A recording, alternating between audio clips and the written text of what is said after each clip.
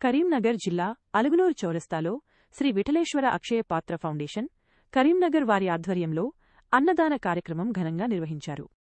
ఈ కార్యక్రమానికి ముఖ్య అతిథులుగా 8వ డివిజన్ కార్పొరేటర్ కాల్వ మల్లేశం మరియు పోరెండ్ల సింగిల్ విండో మాజీ చైర్మన్ సింగిరెడ్డి స్వామిరెడ్డి హాజరై అన్నదాన కార్యక్రమాన్ని ప్రారంభించారు.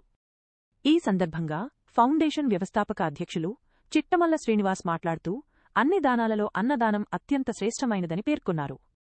ప్రతి నెల అమావాస్య రోజున పేదలకు అన్నదానం చేయాలనే సంకల్పంతో ఫౌండేషన్ను స్థాపించి దాతల సహకారంతో ఈ సేవా కార్యక్రమాన్ని నిర్వహిస్తున్నట్లు తెలిపారు.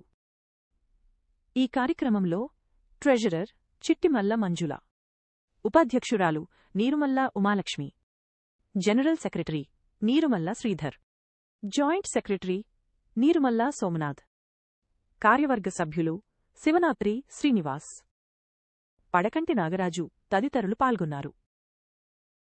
మొట్టమొదటి కార్యక్రమం నిన్ననే గెలిచి ప్రమాణ స్వీకారం వచ్చిన మొదటి కార్యక్రమం ఇది.